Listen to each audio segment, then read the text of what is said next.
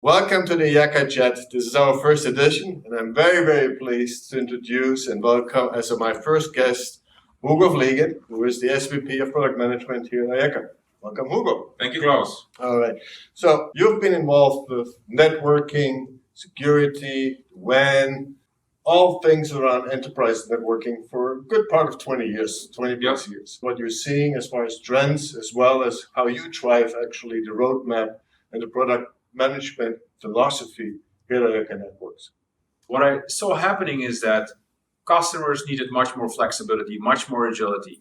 And the request with cloud and remote workers and high performance was getting more and more complex. And I felt that the old paradigms of how networking and security is being done doesn't provide the flexibility and agility. It's very brittle, it's very cumbersome, it's very complex. And so it's holding companies back. That's kind of what I saw already coming for 10 years. And then I saw Aryaka. Aryaka was a new model, fresh, built from the ground up, built around flexibility, agility, and easy consumption, more that cloud-like experience, which you should expect from a modern service. You have some well-informed thoughts that I would love you to share with our audience around what you call the evolution of an era, or evolution of eras to a cloud-first SD-WAN and SASE overall. Right. So and it's kind of, if you look back, it's pretty obvious what happened is that if you go back 20 years ago, there was the era of the on-premise era.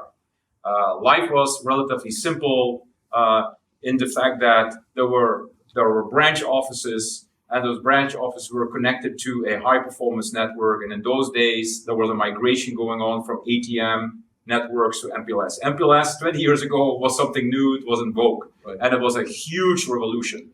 But security was completely separate. Security firewalls were mostly central, right? Because you didn't have cloud, you didn't have remote workers, you didn't have wireless. So the world was pretty straightforward, and MPLS solved a huge problem. It solved a performance problem, and security was held at arm's length. And that worked very well for a long time, while the internet was already getting cheaper and better and more performance. So that pushed the invention of SD-WAN, and I call it now traditional SD-WAN, right? Because SD-WAN is evolving, and the idea was very simple. You create overlay tunnels, which can go over the internet, which can go over MPLS. You have some instrumentation where you can measure the quality of the link, and based on that, you can have automatic path steering, right? And that solved a huge cost problem. It put the telcos under pressure because now they had a real valid competitive offering, and that put pressure, and that basically was the birth of the traditionally SD-WAN players as we know them today. Right. Yeah. Okay. So there were clear advantages. You mentioned cost quite a few times, and clearly cost is always top of mind for any enterprises. It's your fiduciary responsibility. So overlay SD-WAN, the internet helped with that. MPLS still could help with the deterministic application performance and network performance. But it's a stitched solution. And that's why I think you come up with the term hybrid inside of the area. Totally, yeah. So there are two aspects to it. One is the hybrid as in MPLS and internet together. That was one aspect of hybrid.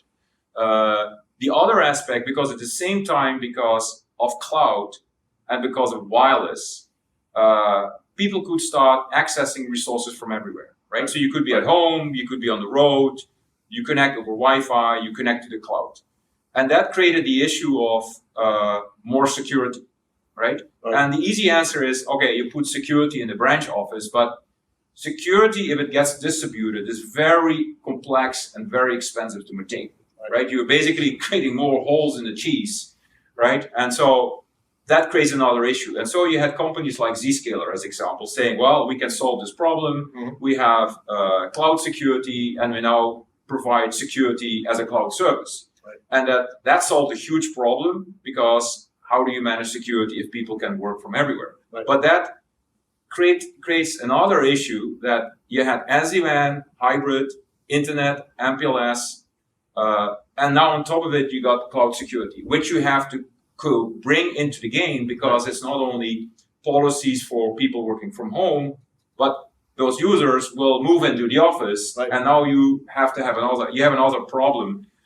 So now you have to deploy cloud security as well from the office, In the office, you meet SD-WAN. Right. So now how do you bring this together? And that's why I always say it's kind of stitched, Right. it's siloed, it's hybrid. And with that, usually, everything that is stitched together, and if you have many more solutions and many more vendors to deal with, that introduces complexity. Yes. Complexity is usually the enemy of agility, certainly of flexibility. That's correct. So that leads us to what you call the cloud first era. Describe to our audience what we, and especially you from a product management perspective, understand from a cloud first architecture and cloud first era in conjunction with SASE and SD-WAN. So and if you think about customer outcomes, it starts with flexibility. Customers have to be flexible. The network and the security implementation should be as such that I can change whenever I want. I want to bring up a new cloud. I want to have more remote users. I want to shut down a branch office. I want to go up and down in capacity. I want to insert new security services.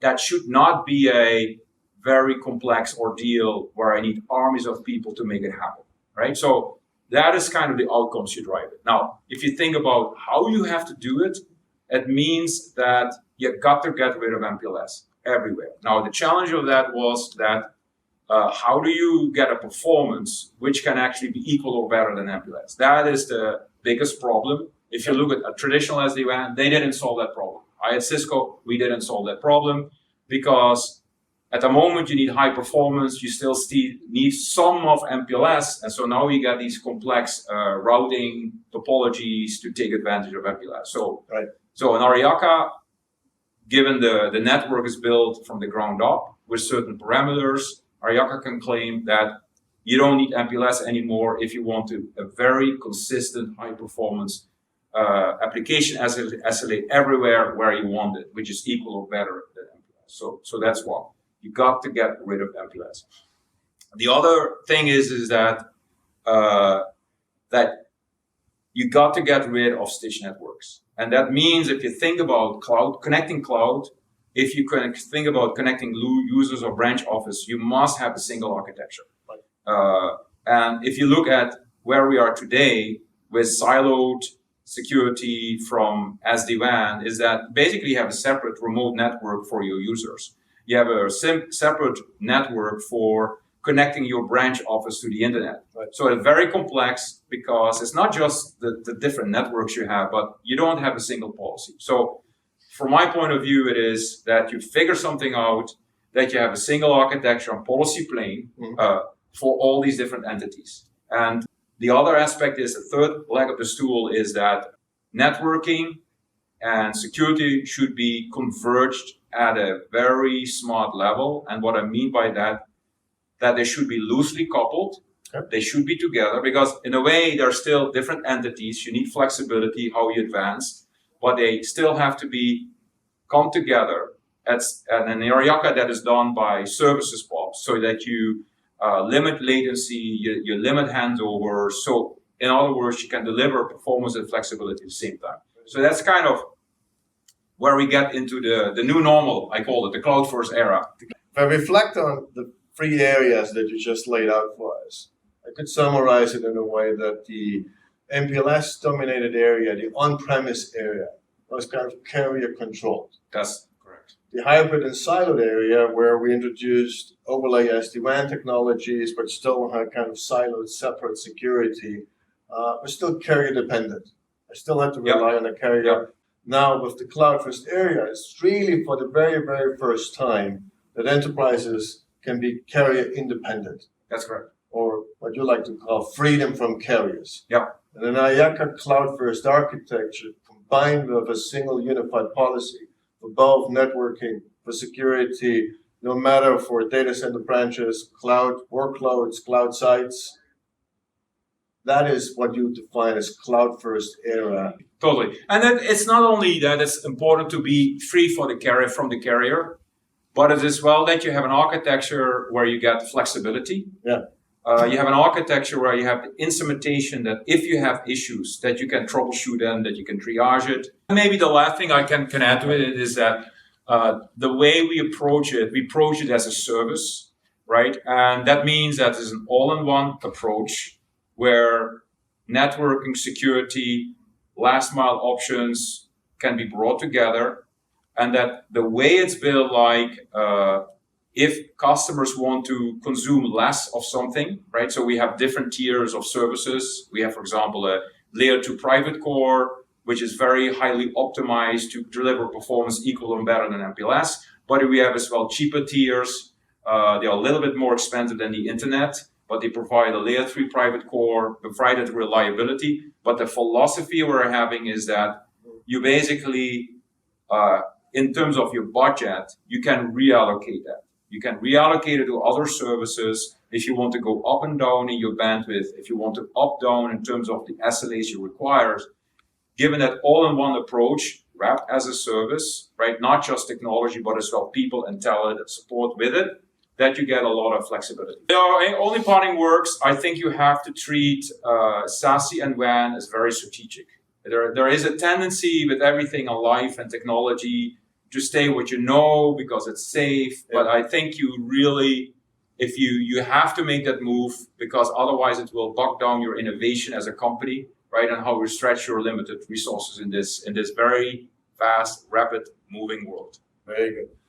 Thanks, Hugo. I always learn something new when I chat with you. So that is the Aryaka Chat. If you want to know more about Aryaka, go to our website, aryaka.com. Until next time.